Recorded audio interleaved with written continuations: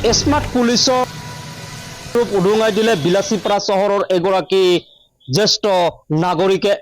যোৱা 25 জুন 2025 তাৰিখত বিলাসীপাৰা চহৰৰ 9 নম্বৰ ৱাৰ্ডস্থিত শ্ৰীকুমাৰ চক্ৰৱৰ্তী ওৰফে এন্টৰ ঘৰত সংঘটিত হৈছিল এক ভয়ংকৰ ডকাইতি কাণ্ড। সেইদিনা নিশাৰ ভিতৰত 6জনীয়া ডকাইতৰ দলে ঘৰত প্ৰৱেশ কৰি চকা অস্ত্ৰ দেখুৱাই শ্ৰীকুমাৰ চক্ৰৱৰ্তী তাৰ পত্নী আৰু তাৰ জীয়ৰীক মুখ হাত ভৰি বান্ধি সোণৰ অলংকাৰৰ লগতে নগদ ধন প্ৰায় 30 লক্ষাধিক টকা লুটপাট চলাইছিল এই ডকাইতিৰ দলটোৱে। পিছত ঘটনাস্থলীত বিলাসীপাৰা তথা ধুবুৰী জিলা আৰক্ষী অধীক্ষকে ধৰি বিলাসীপাৰা সমজিলা আৰক্ষী অধীক্ষক বিলাসীপাৰা আৰক্ষী বিষয়াৰ দল আহি তদন্ত অব্যাহত ৰাখিছিল। যদিও এবছৰ উকলি যোৱাৰ পিছতো কিন্তু এজন অপৰাধী পৰায়ত্ত কৰিব পৰা নাই স্মাৰ্ট পুলিচে। প্ৰথমতে মই এই বাসগৃহখনত উপস্থিত আছো, মোৰ লগত যেহেতু সেই ভুক্তভোগী ব্যক্তিজন আছে। যেহেতু দাদা আপুনি যেহেতু ইতিমধ্যে ভুক্তভোগী লোক, এই বছৰ উকলি যোৱাৰ পিছতো আপোনাৰ বাসগৃহত যেহেতু ভয়ংকৰ ডকাইতি কাণ্ড সংঘটিত হৈছিল, কেনেদৰে সংঘটিত হৈছিল আৰু এই বছৰ উকলি যোৱাৰ পিছত আৰক্ষীয়ে কেনেধৰণৰ ব্যৱস্থা গ্ৰহণ কৰিলে, এজনো অপৰাধীক ধৰিব পৰা নাই স্মাৰ্ট পুলিচে, কি ক'ব? ধন্যবাদ আপোনালোকক। আজি এবছৰ 7 দিন হৈ গ'ল।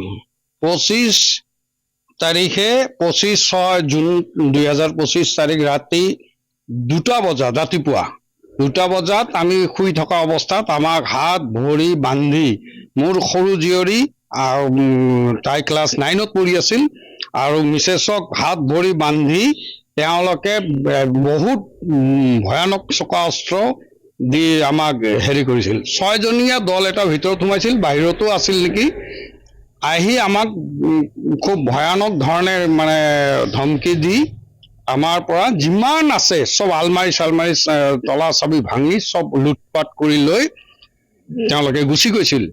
তাৰপিছত আমাক বন্ধ কৰি থৈ, বাহিৰৰ পৰা দুৱাৰ বন্ধ কৰি থৈ গুচি গৈছিল। তাৰপিছত 5টা বজাৰ লগে লগে আমি যেনে তেনে উদ্ধাৰ হৈ পুলিচক খবৰ দিছোঁ। লগালগ পুলিচ আহিল।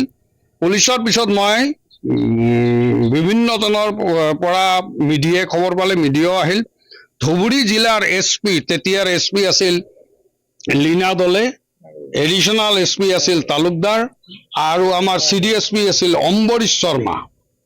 তাৰপিছত আপোনাৰ থানাৰ OCকে আদি কৰি সব পুলিচ বাহিনী, বিশাল পুলিচ বাহিনী আহি তদন্ত আৰম্ভ কৰিছিল।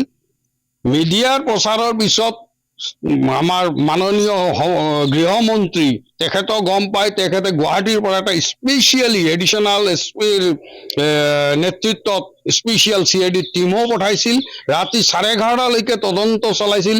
তাৰপিছত কণ্টিনিউৱাছলি কমেও এমাহ মানলৈকে তেওঁলোকে আমাৰ ঘৰত যিমান টৰ্চাৰিং মানে প্ৰশ্নৰ পিছত প্ৰশ্ন কৰিছে, সেই হিচাপে আমি বহুত আশান্বিত আছিলোঁ। কাৰণ মই এজন ছিনিয়ৰ চিটিজেনৰ জেনেৰেল ছেক্ৰেটাৰী, মই বহুত আশান্বিত আছিলোঁ যে আমি কিবা এটা উদ্ধাৰ পাম এইখিনি বস্তু, আৰু সদায় আমাক প্ৰলোভন দিছিল যে আপোনালোকৰ বস্তু উদ্ধাৰ হ'ব। মোৰ মোবাইলটোও লৈ গৈছিল, সেই মোবাইলটোও ট্ৰেক কৰি আজিলৈকে উদ্ধাৰ কৰিব পৰা নাই। গতিকে ইমান ডাঙৰ ঢাক ঢোল বজোৱা এইখন চৰকাৰৰ স্মাৰ্ট পুলিচ বুলি কোৱা যে ইমান ভিতৰত যে পুতৌ লগা মানে অৱস্থা তেওঁলোকৰ, সেই বস্তুটো আজি মানে মই 1 বছৰ 7 দিন আমি কিভাৱে অতিক্ৰম কৰিলো এবাৰ খবৰো নললে। আৰু তাৰ পিছত আমাক কোনো সঁহাৰিটো দূৰৰ কথা, মাত এষাৰো তেনেকে নিদি আজিলৈকে ধৰিব পৰা নাই। ব্যৰ্থতা, চৰম ব্যৰ্থতা স্মাৰ্ট পুলিচৰ। এওঁলোকৰ স্মাৰ্ট পুলিচ নামটো নিদি ফেইলাৰ স্মাৰ্ট পুলিচ বুলি ক'লে ভুল নহ'ব।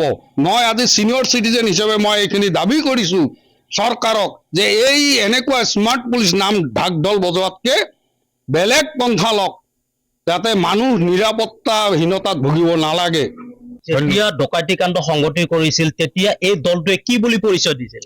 যেতিয়া তেওঁলোকে আহি, আমি শুই থকা অৱস্থাতে তেওঁলোক আহি প্ৰথমে কয় BLT, বড়ো লিবাৰেশ্যন টাইগাৰ্ছ নেকি বা কিবা এনেকুৱা অৰ্গেনাইজেশ্যনৰ। তাৰপিছত তেওঁলোকে এবাৰ কয় আলফা, কিন্তু তেওঁলোক এইবিলাক আলফা বিহাৰী একো নহয়, বড়ো নহয়, এইবিলাক কোনোবা ডকাইতে, এইবিলাক কোন আছিল ঠিক মুখ বন্ধা আছিল, ধৰিব পৰা নাছিলোঁ। হয়, নিশ্চিতভাৱে ক'ব লাগিব এয়া হৈছে এগৰাকী জ্যেষ্ঠ নাগৰিকৰ খপ, কিয়নো এই জ্যেষ্ঠ নাগৰিকৰ ঘৰৰ পৰাই কিন্তু বিগত এবছৰত ডকাইতি কাণ্ড সংঘটিত কৰিছিল আৰু সেই সময়তে কিন্তু ধুবুৰী জিলা প্ৰশাসনকে ধৰি অসমৰ পৰা এখন বিশেষ CID দলে আহি কিন্তু তদন্ত আৰম্ভ কৰিছিল। কিন্তু অসম আৰক্ষীৰ স্মাৰ্ট পুলিচ বুলি জাহিৰ কৰা আৰক্ষী প্ৰশাসনে কিন্তু এই এবছৰতো একজন অপৰাধীক ধৰিবলৈ সক্ষম হোৱা নাই আৰু পৰৱৰ্তী দিনত এই ভুক্তভোগীৰ অভিযোগ অনুসৰি পৰৱৰ্তী দিনত অসম আৰক্ষী তথা CID দৰে কেনেকৈ ধৰণৰ ব্যৱস্থা হাতত লয় সেয়া কিন্তু সময়ত